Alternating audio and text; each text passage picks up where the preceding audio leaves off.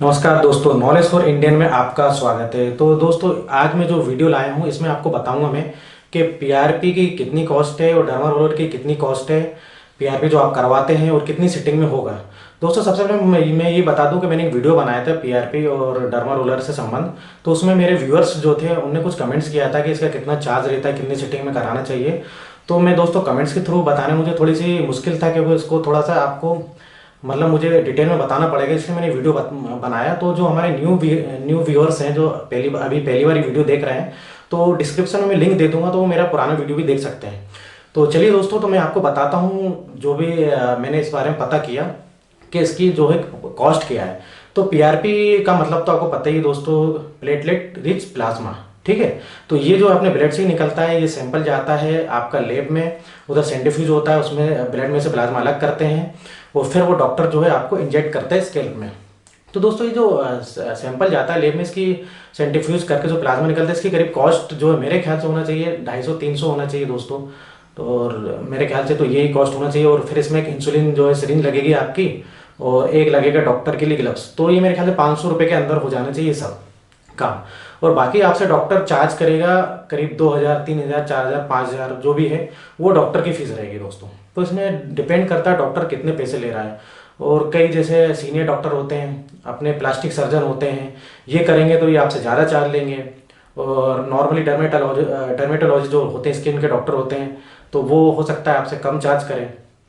तो ये डिपेंड करता है डॉक्टर पे। तो एक प्रकार से दोस्तों ये क्या है, डॉक्टर की क्या है, फीस है ये पूरी, ये डॉक्टर की पूरी फीस है। तो ये डिपेंड करता है डॉक्टर पे। और थोड़ा सा आपके स्केल्प में भी डिपेंड करेगा, मतलब आपका जो बाल है, मतलब बाल कितने गए हैं, कितने हैं बाल आप, मतलब वार्डनेस कितना है, कितना गंजापन है, तो उस पर भी डिपेंड करेगा दोस्तों। तो ये तो चीज़ हो गई एक कॉस्ट की। जैसे कि दोस्तों मान लीजिए मैं मध्य प्रदेश भोपाल से बोल रहा हूँ। हमारे यहाँ जब नए नए पीआरपी का आया था तो करीब डॉक्टर्स इसका चार्ज करते 10,000 रुपये। फिर 10 से 8 हुआ, 5 हुआ, 4 हुआ, 3 हुआ, अभी लगभग 2000 में हमारे यहाँ पीआरपी हो जाता है पर सिटिंग 2000 रुपये के आसपास हो जाता है। तो दोस्तों अभी क्या ये चीज़ कॉमन हो गई है, अब ये चीज़ पहले के कंपेरिजन में काफ़ी सस्ती है। लेकिन डिपेंड करता है आपके शहर में डॉक्टर इससे कितना चार्ज ले रहा है। मेरे ख्याल से तो 2000 सफिशियंट है दोस्तों। इसमें ज़्यादा ऐसा कुछ नहीं है, आपका सैंपल बनता है बस। और जो भी है डॉक्टर की मेहनत होती है, वो अपनी मेहनत के कितने पैसे लेना चाहता है वो उसके ऊपर डिपेंड करता है। तो दोस्तों ये तो रही मतलब आपका पीआरपी के कितने पैसे लगते हैं, ठीक है, क्या कॉस्ट रहती है। अब सिटिंग की बात कर लें दोस्तों। अब सिटिंग की बात करेंगे पीआरपी के लिए, तो इसकी सिटिंग करीब दोस्तों 5 से 6 सिटिंग जो है मेरे ख्याल से सफिशियंट है। डॉक्टर सिंह जो है, मैंने उनसे सलाह ली थी इस बारे में, जो हमारे इधर डर्मेटोलॉजिस्ट है। तो उन्होंने बोला कि मैं 5 से 6 सिटिंग करता हूँ और 20 से 30 दिन में एक बार करता हूँ। तो 20 से 30 दिन में करता हूँ, डिपेंड करता है कि पेशेंट के पास कब टाइम है, कब टाइम है और कब का अपॉइंटमेंट है। तो 20-30 दिन में एक बार जो है सिटिंग करता हूँ, 5 से 6 बार करता हूँ। तो वो डॉक्टर सिंह जो है सबसे पहले 2 सिटिंग करते हैं उसकी जैसे भी।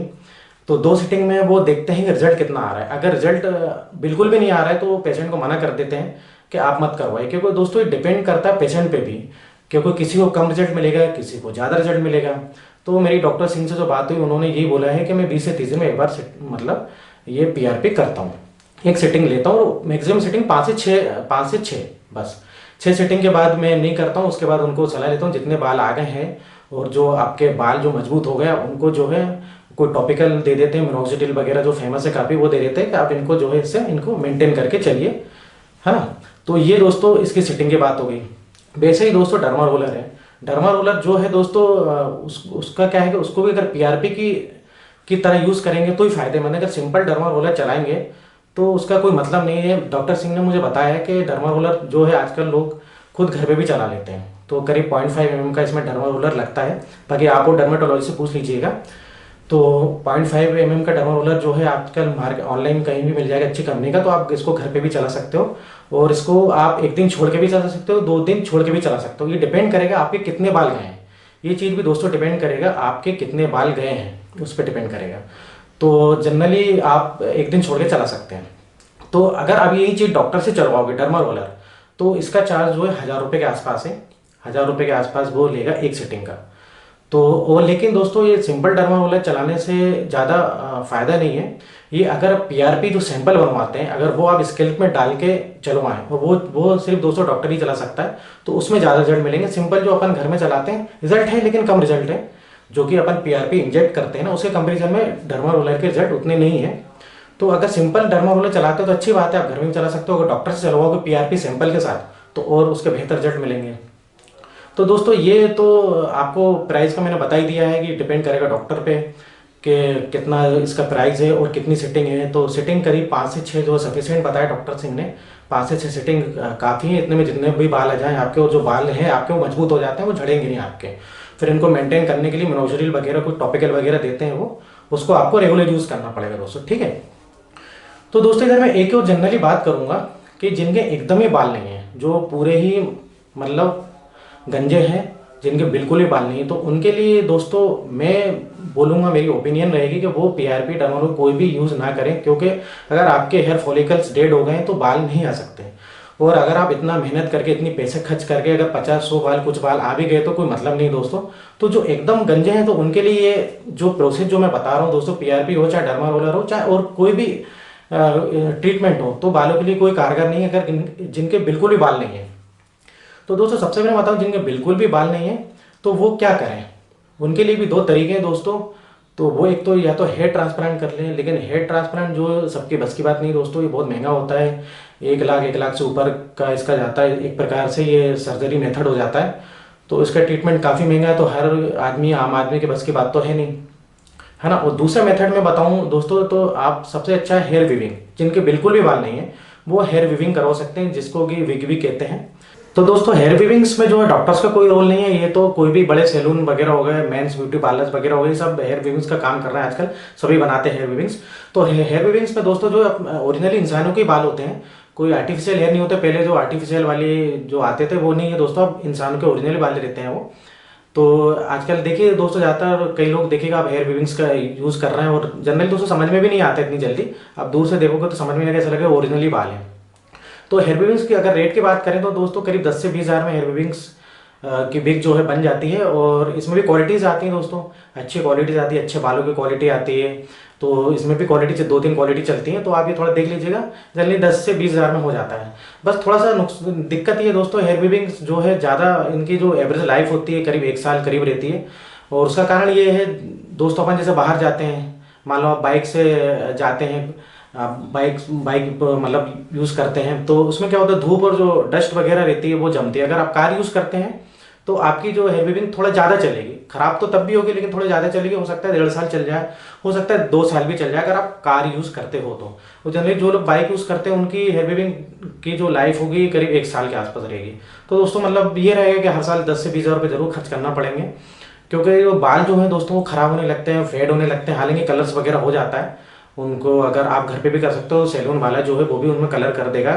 फेड हो जाते हैं तो ब्लैक कलर जैसे जो आमतौर से अपन लोग करते हैं, और कोई भी कलर्स जो आते हैं वो हम भी कर सकते हैं, सैलून वाले भी करके दे देते हैं। तो ये आप करके वो लंबा खींच सकते हो, लेकिन उनकी बालों की कुछ लाइफ होती है दोस्तों। बाल जो है खराब हो जाते हैं, क्योंकि नेचुरली तो रहते नहीं, जो स्कैल्प से जो हमारे उगते हैं बाल जरूर ओरिजिनल रहते हैं, लेकिन वो समय के साथ खराब हो जाते हैं। तो दोस्तों एक चीज़ और मैं बात करूंगा, किसी को बीमारी की वजह से जैसे बाल झड़ते हैं, मान लीजिए कैंसर हो गया किसी को, तो रेडियोथेरेपी ले रहा है, कीमोथेरेपी ले रहा है, तो उससे क्या होता है दोस्तों, उनके बाल झड़ जाते हैं। उसका साइड इफेक्ट होता है रेडियोथेरेपी और कीमोथेरेपी का। लेकिन दोस्तों जैसे ही वो रेडियोथेरेपी कीमोथेरेपी खत्म होगी तो वापस उनके बाल आ भी जाते हैं। तो बीमारी से बाल झड़ने की जो बात है वो अलग होती है दोस्तों। जो नेचुरली हमारे बाल झड़ते हैं, नेचुरली जो गंजे हो जाते हैं, तो वो हेयर फॉलिकल्स क्या होते हैं दोस्तों, हमारे डेड हो जाते हैं, तो वापस उनको जिंदा करना बहुत मुश्किल है दोस्तों। वो एक चीज़ अलग होती है। और जो बीमारी की वजह से झड़ते हैं, मान लीजिए कैंसर वाले पेशेंट को देखा उनके बाल झड़ जाते हैं, तो जैसे ही रेडियोथेरेपी कीमोथेरेपी उनका बंद हो जाएगा, वैसे उनके बाल आना चालू हो जाएगा। तो दोस्तों इस वीडियो में आपको काफ़ी कुछ पता लग गया होगा, और काफ़ी आपके जो कमेंट्स के जवाब हैं आपको मिल गए होंगे। और अगर अभी भी आपको जवाब नहीं मिले तो दोस्तों फिर बिल्कुल मुझे कमेंट्स करिए, मैं बिल्कुल उनके जवाब दूंगा, चाहे कमेंट्स बॉक्स हो चाहे मैं वीडियो के थ्रू आपको जवाब जरूर दूंगा दोस्तों। और दोस्तों आखिर में इतना और कहूँगा दोस्तों कि आपको पीआरपी का जैसे आपके शहर में महंगा है तो आप भोपाल ले जाइए दोस्तों, मैं आपको डॉक्टर से अपॉइंटमेंट दिलवा दूंगा, आपको सस्ते में आपका काम करवा दूंगा। इससे ज़्यादा दोस्तों और अब मैं कुछ नहीं कर सकता, आपको ये बोल सकता हूँ आखिरी में। तो दोस्तों मेरा वीडियो कैसा लगा, आप इसको लाइक और शेयर जरूर करिएगा, और अपने दोस्तों को भी शेयर करिए दोस्तों, अगर उनको ज़रूरत हो। अगर जो फ्रेंड्स वगैरह हैं उनको कोई इस वीडियो से कोई जानकारी मिल जाए तो बहुत अच्छी बात होगी, मेरे लिए भी और आपके लिए भी। और दूसरा दोस्तों आप मेरे चैनल को सब्सक्राइब करना ना भूलें, ऐसे नए नए टाइप के वीडियो मैं बिल्कुल लाते रहूँगा दोस्तों। तो इसी के साथ मेरा ये वीडियो इधर ही खत्म होता है। अगले नए वीडियो में कल फिर मिलूंगा आपको नए वीडियो के साथ। इसी के साथ आप देखते रहिए आप अपना चैनल नॉलेज फॉर इंडियन।